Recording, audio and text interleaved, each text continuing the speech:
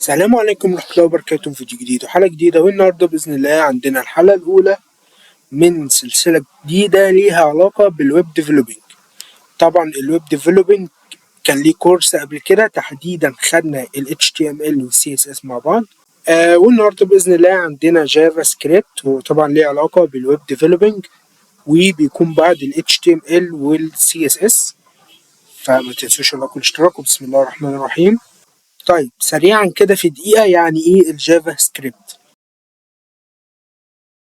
طيب احنا عارفين طبعا ان ال HTML ليه علاقة بهيكل الموقع، وال CSS ليه علاقة بديزاين الموقع.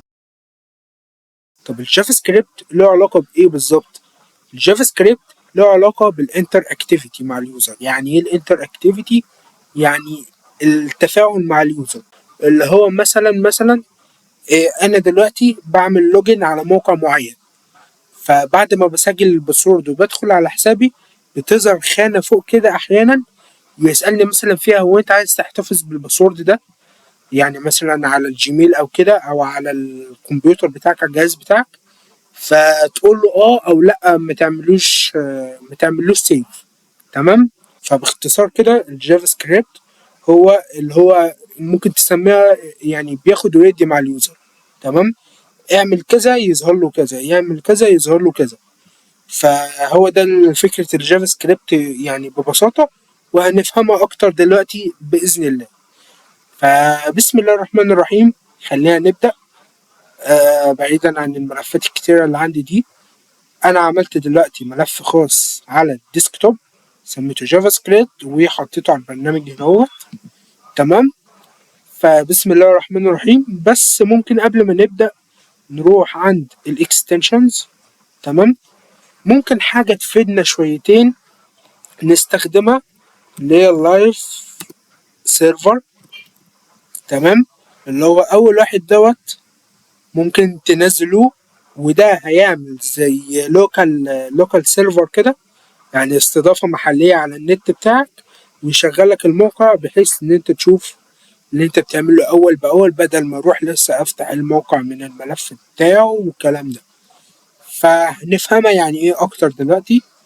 فانا منزله تمام، وهنفهم يعني هنستعمله ازاي او هنشغله ازاي. فبسم الله، ده ملف الجافا سكريبت اللي هنشتغل عليه. لازم اول حاجه نعمل ملف HTML عادي. وتقول لي HTML؟ هنحتاج ملف HTML وملف CSS. فindex.html. خلصنا ملف ال HTML، نعمل ملف برضو ال CSS.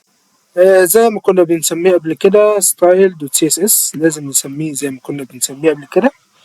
تمام. وهنعمل أهم ملف احنا هنشتغل عليه، وهو أصلا حوار السلسلة كلها، اللي هو جافا سكريبت. فبنسميه سكريبت دوت جي اس، وكده عملت ملف جافا سكريبت. طيب فكرة اللايف سيرفر ايه هي اصلا؟ بس مبدئيا خلينا نجيب الاكواد بتاعت ال HTML. وطبعا اللي شاف معانا كورس ال HTML، عشان نظهر الاكواد بتاعت ال HTML كنا ممكن نضغط على علامة التعجب دي. تمام. لا بس ثواني، انا عايز امنشنها واختارها كده بس. تمام. يعني عملت علامة التعجب وضغطت تاب، وهتظهر كده على طول. تمام. اللي شاف كورس ال HTML هيفهم انا عملت ايه بالظبط. تمام. وطبعا ده الموقع مش هنشتغل على HTML قوي، هنحتاجه مثلا في مشاريع معينة او كده. اهم حاجة بقى هنا، هو اهم حاجة ان احنا نربط ال HTML بملف الجافا سكريبت. حلو. نقف هنا ونهدى شوية. يعني ايه نربطه او ازاي نربطه؟ يعني انا هاجي تحت البادي في ال HTML واكتب سكريبت سورس، واختار الملف بتاعي اللي هو اسمه سكريبت دوت جي اس. وبعد كده نقفل بس كده. السطر ده حرفيا ربط لي اللي انا هعمله في الجافا سكريبت، بحيث ان هو يظهر على الموقع او بيظهر على ال HTML زي ما في كورس ال HTML وال CSS كنا بنربط ال CSS بال HTML. تمام، نفس الكلام هنا هنربط الجافا سكريبت بال HTML. اللي ما شافش كورس ال HTML وال CSS لازم يبدأ بيه الأول ضروري. هم حوالي تقريبا مش فاكر كام حلقة، بس هيظهر قائمة التشغيل بتاعتهم أو الدورة التدريبية بتاعتهم قدامكم على الشمال دلوقتي بإذن الله. تمام، فالسطر ده كده مهم جدا جدا جدا، وكده ربطنا ال HTML بالجافا سكريبت. تمام، كل دي طبعا تجهيزات عشان نبدأ، عشان نكتب أول كود ونبدأ إيه، نكتب الأكواد الأساسية بتاعت الجافا سكريبت، وهتفهموها بعد شوية بإذن الله. طيب دلوقتي بقى بسم الله الرحمن الرحيم، خلصنا كده التجهيزات. نبدأ بسم الله الرحمن الرحيم، نروح على HTML هنا اهو، نضغط كليك يمين وopen with live server. تمام، استنى شوية وفتح لي السيرفر الخاص بالموقع او فتح لي الموقع. تمام، طبعا هو الموقع ما فيهوش حاجة. تمام، انا عارف ده كويس، فعايز اصغره بس كده واعمله بطريقة اللي هو ايه، ثواني. تمام بالشكل ده حلو أوي. ونختار على الخانة التانية البرنامج بتاعنا، بس يا ريت اقفل دي ويا ريت برضو اقفل دي، بس كده تمام. تمام ماشي. فعشان اي حاجة نطبقها هنا هو تظهر هنا هو على طول، دي ميزة اللايف سيرفر حبتين. تمام، بسم الله الرحمن الرحيم وبه نستعين. نبدأ بأول كود في جافا سكريبت. أول كود في جافا سكريبت هو أول كود خالص يعني في أي لغة. هو أنهي كود؟ الكود اللي أنا بطبع بيه. يعني مثلا كنا بنسميه في بايثون برنت عادي. تمام، طب هنا أعمل برنت إزاي في الجافا سكريبت؟ بنسميها console.log. يعني إيه الكلام ده؟ يعني بص يا سيدي، تعالى هنا بسم الله كده console اهو دوت لوج. حلو، console دوت لوج، وتروح فاتح اللي هو قوسين. تمام، وبعد كده تعمل على اي علامة تنصيص ممكنة من اللي احنا عارفينها، اللي تابع برضو بايثون هيفهمني.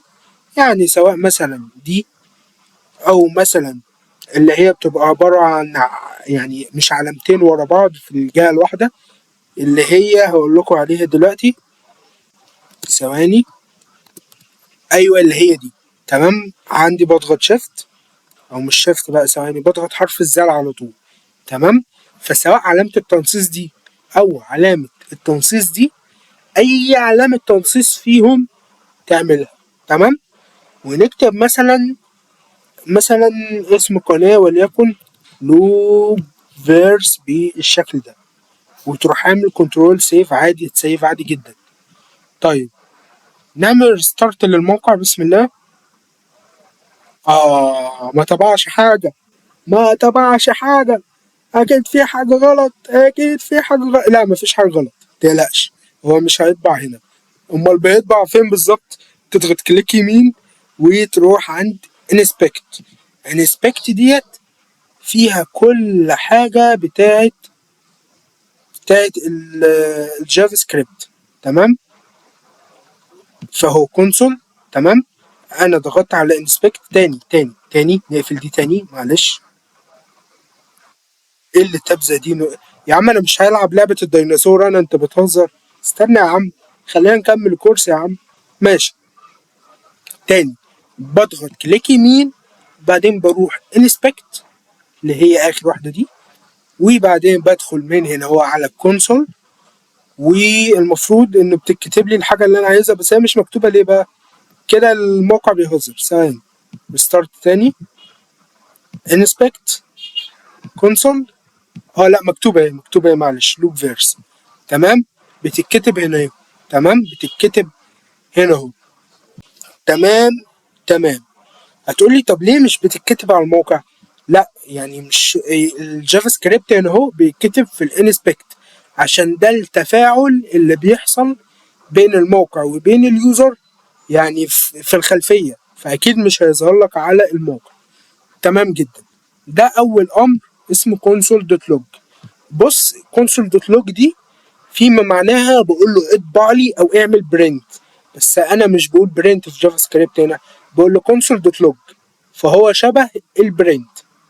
تمام. تمام.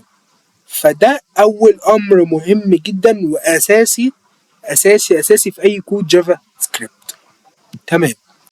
طيب في بقى امر تاني مهم يعني يخص الجافا سكريبت نفسه، وهيوضح يعني ايه الانتر اكتيفيتي دلوقتي. تمام.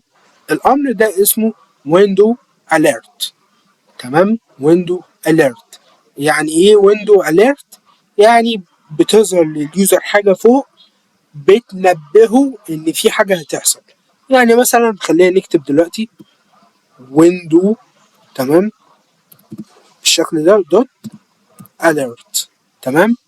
واروح فاتح قوسين زي كده واعمل اي علامه تنصيص. تمام. مثلا في عمليه بتحصل دلوقتي على الموقع ده، وهو يعني رايح يقفل الموقع بالغلط، فانا احذره او انبهه، فاقول له مثلا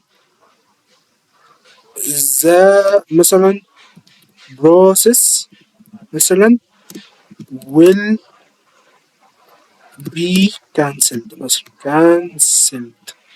تمام.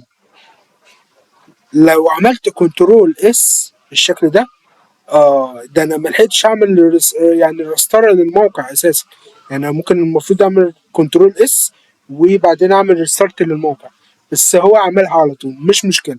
المهم انه زي ما انتم شايفين ظهرت لي الخانه ديت وبيقول لي the process will be cancelled، وهنا بينبهني. يعني مثلا طبعا لما اجي اظبطها بعدين هقول له انه لما يجي يضغط اثناء البروسيس دي علامه الكلوز او زر الكلوز ده، اظهر له الخانه دي او الاليرت ده. تمام. بس هنا دلوقتي بنعرف امر اسمه ويندو اليرت. تمام.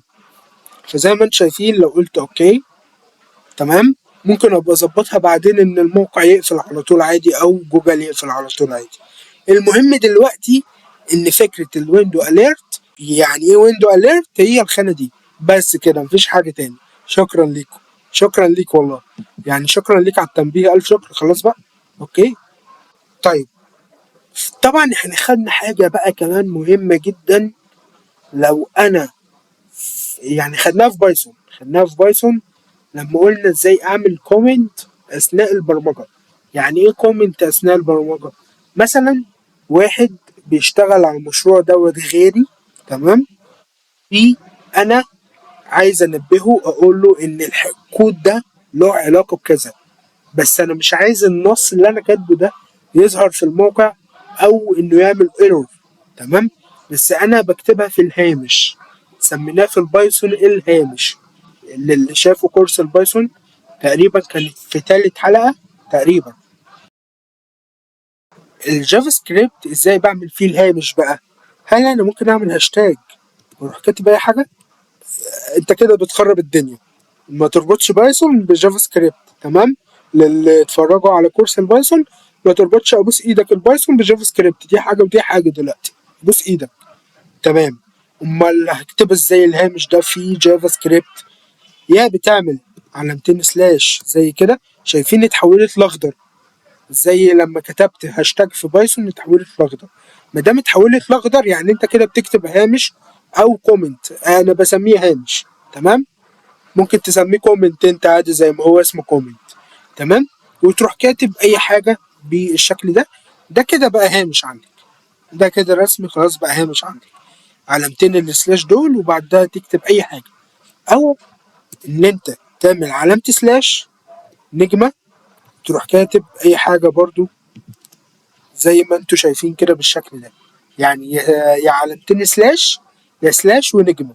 طبعا النجمه بتيجي من شيفت وعلامه 8 عندي في الكيبورد.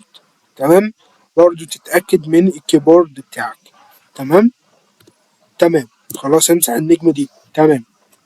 طيب فكده يعتبر خلصنا اساسيات جافا سكريبت. فبس وصلنا لنهايه الفيديو، اتمنى انه عجبكم. ده كان فيديو كده هو بدايه الاساسيات، وباذن الله هناخد كل فيديو جزئيه معينه. فبس اشوفكم فيديو جديد ومع السلامه.